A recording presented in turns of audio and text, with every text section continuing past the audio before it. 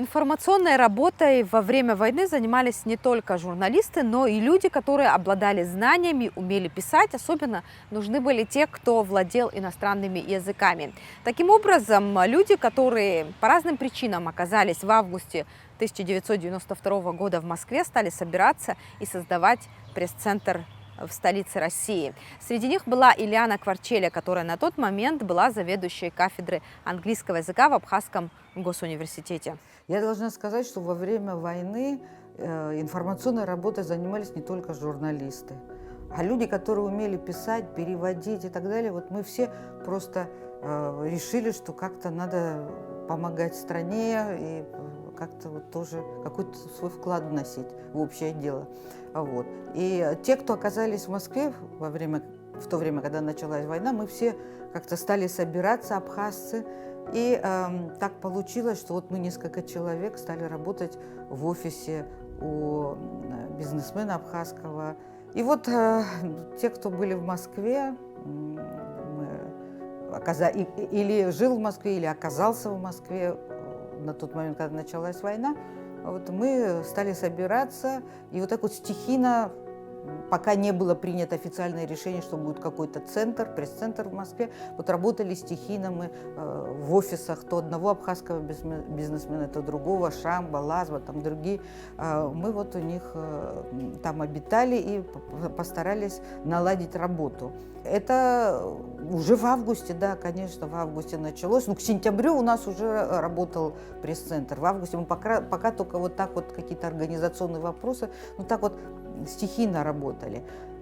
Нам приходилось учиться на ходу, вот как надо работать. Лично я, например, переводила там заявления, вся информация, которая шла из Гудауты, сводки с фронта, все это переводила на английский язык, какие-то вещи отправляла там всяким иностранным агентствам, была на связи с диаспорой англоязычной, постоянно у меня была постоянная связь с Джорджем Хьюитом, он живет в Великобритании, с Яхьей Казан в Америке, со Славой Чирикбо, который в это время жил в Нидерландах, вот.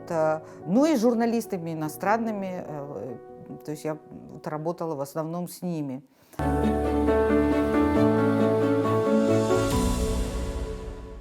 Ведь важно было не просто публиковать какие-то официальные там заявления правительства. Ну, нужно было рассказывать о том, почему это произошло, об истории Абхазии, о том, как Грузия там вероломно начала эту войну, почему это произошло и так далее. Я помню, что как-то под эгидой одной организации британской друзья грузинского министра иностранных дел организовали миссию. Просто воспользовавшись именем этой организации, как бы под зонтиком этой организации, они организовали миссию, довольно серьезные люди в нее вошли и написали отвратительнейший доклад, который во время войны вышел, где вся вот преамбула, предыстория конфликта описывалась в прогрузинском таком контексте. Вот. Но что делать? Арда была в Москве, у нее был маленький ребенок, да, Арда Иналыпа. Я ее вызвала, я говорю, слушай, давай, говорю, сядем, ответы им напишем. Я говорю, нельзя такие вещи оставлять без внимания. То есть мы не просто, значит, нашу информацию из Гудауты давали, но надо было реагировать на ту информацию, на дезинформацию, которая исходила от грузинской стороны ее друзей. Вот. И мы с ней написали ответ для этой международной организации. И я говорю, ну хорошо, кто мы такие? Ни депутаты, ни журналисты, нас не знают. Я говорю, давай, говорю, я попрошу Нателлу Акаба, чтобы она нам свою, так сказать, одолжила свое имя. И я позвонила, говорю, Нателла, можно мы, говорю, твое имя на нашем ответе напишем? Она даже не читала, ну так нам доверяла, говорит, конечно, поставьте мое имя. И вот, значит, мы от имени Нателлы Акаба отправили этот ответ. А потом, уже в середине войны, Пола Гарб организовала приглашение абхазской делегации на конференцию большую, которая проходила в центре Джимми Картера, бывшего экс-президента Соединенных Штатов. Он сам открывал и закрывал эту конференцию, там в ней активно принимал участие. И вот, значит, мы с Нателлой туда полетели, не только Нателла, там была еще Галия Калимова от Абхазии. А финансово все это поддержала семья Яхьи Казана. Они нас встречали, они с нами полетели туда. Был еще бывший министр юстиции СССР Калмыков с нами, Юрий Хамзатович. Вот. И мы, значит, были на этой конференции, и руководитель вот той самой организации, от имени которой написали этот ужасный доклад, подошел и в присутствии очень многих людей принес на Тель Акоба свои извинения. Я там рядом стояла, мне было приятно, что все-таки они поняли, восприняли нашу критику. Маленькая первая победа. Ну да, можно сказать. Ну было очень много эпизодов. Я помню последнее наступление, когда очень противоречивая информацию получали западные информационные агентства. И вот звонят мне из BBC и говорят, вот, говорит, наши журналисты, то есть их британские журналисты находились в это время в Тбилиси. Вот они, говорят о том, естественно, со слов грузинских агентств, что грузины пошли в наступление. А я, значит, все время на связи с Аидой Ладари, которая возглавляла пресс-центр в Гудауте. Я как бы знаю, что совершенно другая ситуация. И она говорит, вот у нас будет эфир в 8 часов вечера, и вы хотели бы принять участие, у нас будет корреспондент из Тбилиси и вы. Я говорю, хорошо. Я позвонила тут же Аиде, я говорю, Аида, я тебя прошу, не надо мне государственные тайны выдавать, кто где расположен, но ты мне его только не обманывай, я говорю. Скажи мне точно, совершенно, мы наступаем, кто отступает, кто наступает и так далее, какие высотки взяты. В общем, Аида позвонила, дала мне расклад, я вышла в эфир, нас записали, кто-то даже из наших москвичей слышал это, потом мне звонили, говорят, как здорово и так далее. Вот. И в конце передачи меня журналист BBC спрашивает, ну все-таки кто из вас прав? Потому что мы говорили совершенно противоположные вещи. Я говорю, ну вы завтра увидите, кто был прав. Ну, конечно, правы оказались мы. Так что вот таких эпизодов было немало.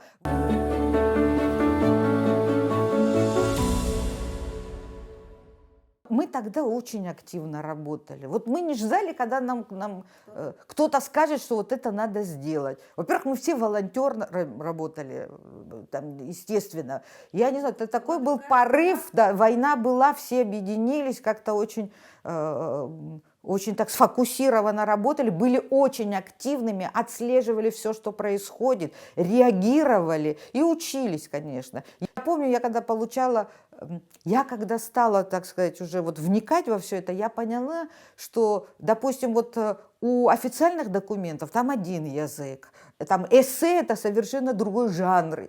И меня немножко стали смущать, думаю, ну как-то вот немножко пафосно выглядят какие-то официальные сводки или документы. Нужно понять, на каком языке нас услышат. Я имею в виду сейчас не лингвистически, какой язык, а вот стилистически, на каком языке мы больше, так сказать, сможем произвести впечатление. И вот в зависимости от этого корректировала, вот как-то училась.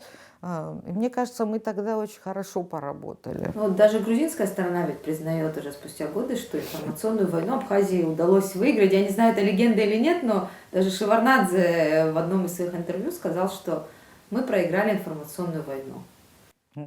Ну, не знаю, но мне кажется, мы тогда очень хорошо работали. Я помню, когда мы поехали с абхазской делегацией, Джордж Кьют организовал приглашение абхазской делегации в Лондон на конференцию в СОАС, это факультет, на котором он работал. И вот там, я помню, пока мы там находились, а в делегации были Станислав Лакоба, Юрий Воронов, Сократ Джинджоли, Анри Джергеня и я, как переводчица, сопровождала их. Вот. У нас помимо самой конференции, которая очень важная была, там были все ведущие эксперты по Кавказу, например. Это очень важно было наладить с ними контакты. И, кстати говоря, поездка чуть не сорвалась, потому что мы-то по советским паспортам, уже Советского Союза не было, мы летали по абхазским паспортам, по советским, нам какое-то специальное разрешение МИД России должен был выдать и так далее. И вот в тот день, когда мы вылетали в Лондон, я проходила первой, меня пропустили. А всю остальную делегацию вдруг там, они шли через разные окошко, их остановили. И Станислав Лакоба свой доклад буквально мне передал вот так через границу. Если, говорит, мы не вылетим, ты, говорит, прочитай это. Но мне все равно в любом случае этот доклад пришлось читать, потому что я на английском надо было его прочитать. Вот. И получилось так, что в тот день я одна вылетела в Лондон, меня вся диаспора встречала во главе с Джорджем Хьюитом, и вдруг из самолета там выходят, и только я одна из абхазов. Но они прилетели на следующий день, слава богу. Вот. Но вот помимо выступления очень важного на этой конференции, я должна сказать, действительно, вот благодаря вот этим поездкам, благодаря усилиям Джорджа Хьюита, благодаря нашей диаспоре, вот в тот период как раз-таки очень такое вот адекватное было представление уже вот складывалось, особенно вот таких вот журналистских, экспертных кругах. И принимали нас там тоже, мы встречались с членами парламента, там, с членами палаты лордов. Вот в тот момент, когда мы там как раз находились, Грузия собиралась открыть посольство в районе, где жили представители абхазской диаспоры в таком большом количестве. И они стали собирать подписи, чтобы не разрешать Грузии открывать там... естественно, обращение было в муниципалитет, да, чтобы не допустить открытия вот этого посольства. И мы тоже подписали тогда вот это письмо и так далее. То есть все работали очень сплоченно и, мне кажется, очень продуманно, так вот как-то получалось, хотя не готовы, конечно, были к такой ситуации. Объяснение вообще, там вообще само поведение абхазов во время войны, оно же не поддается логике. Вот это иррациональное наше поведение, в том числе вот в этой информационной войне, то, что позволило объединиться, какие-то ресурсы внутренние. Знаешь, я бы на это так посмотрела. Когда для тебя эта война, ну как бы у тебя нет выбора. Ты должен защитить свою страну, свой дом, свой народ. Как бы тут вообще выбора нет. Для тебя это справедливая война. Справедливая в том смысле, что ты воюешь за справедливое дело. Она несправедливая в том смысле, что на тебя напали. Это была агрессия против Абхазии. Именно так ее надо называть. Сегодня все перевернули, так сказать, усилиями пропаганды, создают, так сказать, имидж Абхазии как какой-то марионетки. И это, в общем, вовсе не Абхазия якобы воевала. Но это все ерунда, понимаете? Это попытка уйти от реальности, воспользоваться геополитическим моментом со стороны Грузии и тех, кто ее поддерживает в этом. А для нас другого вот вообще пути не было. Я помню, мы сидели в Гудаутах, вот я приезжала часто в Гудауту, уже после того, как Гагру освободили, вот мы сидели и смотрели на Сухум, вот так вот через море. У меня вообще сомнений не было, что мы сюда вернемся. И я думаю, что ни у кого не было сомнений, что мы сюда вернемся, и что вот не может быть такого несправедливого окончания войны. На разных конференциях бывает, вот выступаю, и мне оппонируют, допустим, там из Грузии или там какие-то иностранцы, говорят, а вот война, в результате войны вот такое количество беженцев, в результате войны то-то, то-то, то-то произошло. Я говорю, слушайте, но это все получилось именно в результате войны. А не в результате, вы сами, говорю, понимаете, что это не землетрясение, не наводнение и так далее. Это случилось в результате войны, которую начала Грузия. И вы Грузию даже не осудили за это. Вот. Так что для нас естественная была реакция. Кто чем мог, тем и помогал. Кто мог, пошел воевать, кто мог, пошел там перевязывать раненых, кто мог, садился и писал. Там компьютеров у нас не было, телефонов у нас не было. Мы работали на машинке печатной, мы факсом отправляли вот такие тексты. Так что это очень все трудоемко было, помимо всего. Мы работали сутками напролет. Нам даже уже говорили руководители пресс-центра, 8 часов, пожалуйста, уходите домой. На что мы им отвечали, 8 часов война не заканчивается. И вот сидели там сутками, потом у кого были машины, ребята приезжали, потому что жалели нас, развозили там в разные концы Москвы. Вот. Так что это было понятно и оправданно.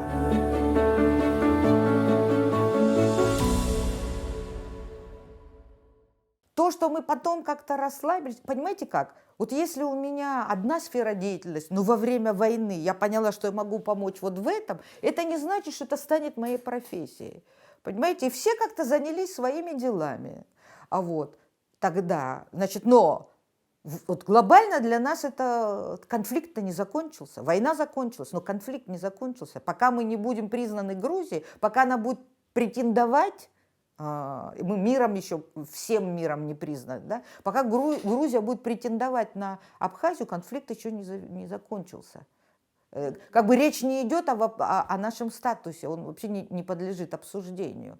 Но это не значит, что у нас нет, так сказать, соседа, который претендует на нашу территорию. Вот. Но понятно, что в кризисной ситуации вот так вот все собрались. Но уже когда, так сказать, мы на более-менее такие мирные рельсы перешли, это уже задача власти организовать работу. И то, как у нас организована работа, отражает приоритеты власти. Насколько они считают важным тот или иной вопрос. Вот они считают информационную работу важной, значит, они будут какие-то усилия и ресурсы направлять в эту сферу. Если для них что-то другое важное, ну, значит, будет страдать эта сфера. Так. А возвращаясь к событиям войны, вот вы сказали, что были на постоянной связи с пресс-центром в Гудауте. Как эта связь поддерживалась? По телефону. По телефону, я представляю, сколько там спецслужб всяких.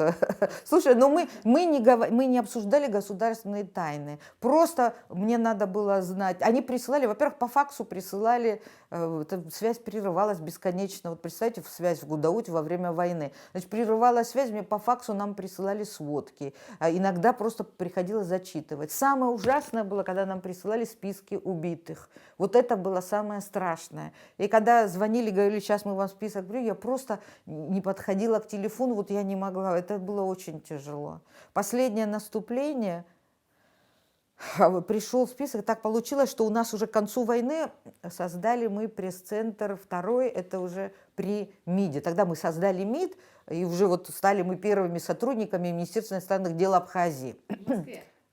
Нет, оно было, естественно, создано в Гудауте, но мы были представителями с Игорем Сергеге, значит, мы были представителями, он был замминистра, и я перешла работать туда.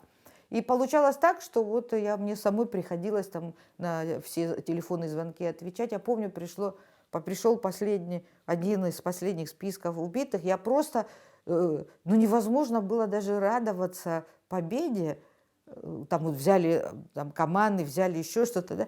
А я смотрю, боже мой, студенты, родственники близкие, друзья. Ну ужас, это был кошмар. Это вот, когда говорят, знаете, со слезами на глазах, совершенно точно со слезами на глазах, потому что я не представляла, как мы от этого всего оправимся. В тот день, когда я давала интервью BBC, я хотела, думаю, послушать бы, потому что в записи его должны были дать. У меня не было радио. Я позвонила, и Арда говорит, не нервничай, у меня есть радио, я, говорит, тебя наберу по телефону, тебе дам послушать. И к тому моменту вдруг мне позвонили, что погиб от Гуры Налыпа, брат Арды. Она мне звонит и говорит, я не могу найти BBC, а я не могу с ней говорить, потому что я знаю, что погиб ее брат. Но конечно, это были страшные переживания, я не сравню с тем, что чувствовали в этой мясорубке те, кто находились на фронте, что чувствовали родители, которые дежурили. Моя тетя, она говорит, одни родители у платформы дежурили, другие у больницы, они знали, где там Сухумский батальон, где еще какой-то, там, не знаю, Пицунский батальон, и они знали, где дежурить, и они ждали, кого привезут. Это, конечно... Это не должно повториться. Я думаю, самый главный урок, что мы должны сделать все, чтобы это не повторилось. Мы должны сохранить свою страну, потому что... И это наш долг. И перед памятью тех, кто вот все отдал, жизнь отдал. Это наш долг.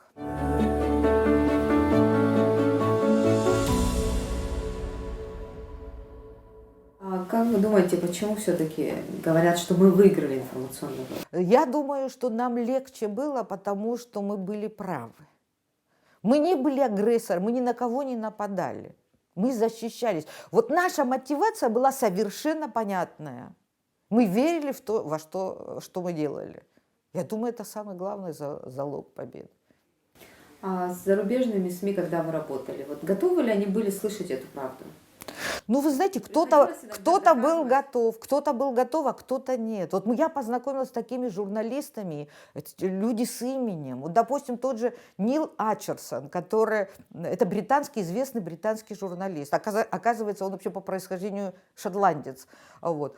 Он написал очень интересные статьи об Абхазии. Он потом приезжал уже и после войны писал. Он даже книгу издал «Черное море», и там главу одну посвятил вот Абхазии, нашему конфликту с Грузией и так далее. Конечно, было очень многих людей, друзей мы приобрели вот в течение этого периода, которые как-то прониклись нашими проблемами. Вот этот доклад, который подготовлен был Организацией непредставленных народов, например. Я сопровождала вместе с Гурамом Гумбой миссию их. Они брали интервью у беженцев абхазских, которые покинули оккупированные территории. Они с ранеными говорили, с пострадавшими и так далее. Ну, страшные истории были. Я прекрасно помню вот этот день, не могу забыть, когда нам организовали встречу с беженцами из Абжуйской Абхазии. И вот там две девушки рассказывают, как карательный отряд грузинский вошел в село, расстреляли их родителей и племянницу. Но я просто невозможно было переводить. И вот, значит, член этой делегации, она сидела, записывала, я переводила, она записывала, но вот это сложно было даже просто мне разговаривать. А она спрашивает, а кто этот молодой человек? И там вот стоял рядом с ними, они все в черном, так, глубоком трауре. Это, говорит, отец девочки. Это вот был вот этот певец Богатели, чью дочь Раду расстреляли. То есть вот такие вот истории были. Конечно, когда они это все фиксировали, они видели людей, которые все это перенесли. Это невозможно было. Они написали доклад, обратились, у нас же были без вести пропавшие. Они этот список отправили в Amnesty International. Amnesty International призвал грузинское правительство, так сказать, вот эту, выяснить судьбу этих людей. Слава богу, кто-то жив оказался. Просто, понимаете, связи не было. Люди ведь, когда началась война, например, вот мой брат двоюродный, он срочником был. Они в Агудзере где-то там расположены были. И когда вдруг грузины вошли, они там отстреливались, а потом стали уходить горами в Ткачал. И мы просто месяц не знали вообще, он жив, не жив. И сколько таких людей было. И международные организации были такие, вот, которые очень объективно освещали события. Но были такие, у которых была своя, конечно, такая другая совершенно задача. На них тоже мы реагировали.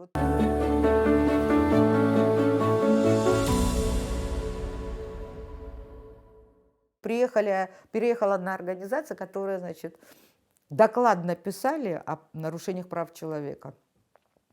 И я смотрю, я прочитала этот доклад, я их тоже сопровождала, читаю доклад. И я вижу, что когда они пишут про то, что пережили грузинские беженцы, их права нарушались, там, ну вообще, что происходило с ними, грузинские представители, там они это все сопровождают очень эмоциональными цитатами. Со мной было то, со мной было это, и люди рассказывают, что они пережили. Это, конечно, очень эмоционально. А потом я смотрю, когда они пишут о том, что пережили абхазы во время войны, они не дают цитат. Просто сухо. Вот это произошло, и ни одной цитаты там не нашла. Я им написала, я сказала, я считаю, что это очень несбалансированные, это непрофессионально. Если это сделано преднамеренно, значит, вы не должны заниматься правами человека и так далее. Это я, выступая, это везде говорила.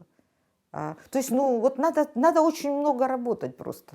Тогда Россия определенной политики придерживалась по отношению к Абхазии, но приходилось ли вам влиять на их мнение? Удалось ли что-то сделать, чтобы изменить отношение к Абхазии тогда? Ну, вы знаете, вот, допустим, с российским МИДом того времени было очень сложно. Вы знаете позицию Козырева, это человек Шеварднадзе был, какое давление потом они на нас оказывали в переговорном процессе в тот период, все прекрасно знают. Вот. А в то же время вот среди военных российских, это не значит, что оружием Грузии не помогли. Грузия огромное вооружение получила, долю свою получила не только перед войной, но и во время войны, вот баз военных, которые находились на территории Грузии. Так что вот когда они говорят, что вот это Россия воевала против Грузии, это, конечно, ложь.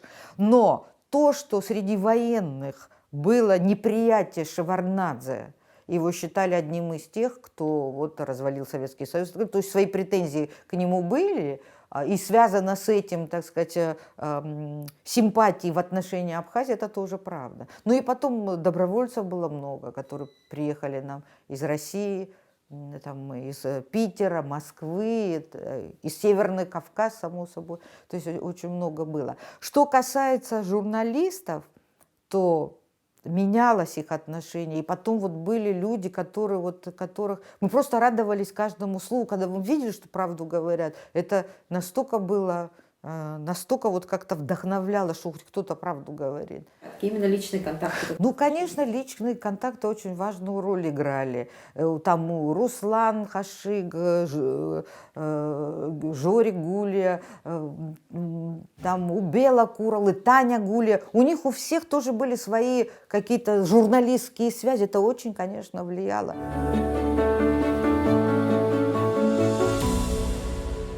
Вот сейчас, оглядываясь назад на этот период времени, как бы вы назвали это время? Одним словом его не назовешь. Это было временем потерь и временем надежды. И веры даже. Вот, понимаешь, веры. Не то чтобы надежды, даже веры. Я вот абсолютно не сомневалась, что это все когда-то закончится, мы вернемся домой. И, может быть, каких-то таких, знаешь, иллюзий тоже. Мне казалось, что мы сразу все восстановим, мы сразу все приведем в порядок. И вот исторический шанс, страшная цена заплачена, но исторический шанс иметь свое государство. То, о чем мечтали, наверное, многие очень поколения, построить свое государство, где мы можем вот как реализоваться в полной мере. Вот это было время, когда вот об этом все мы думали.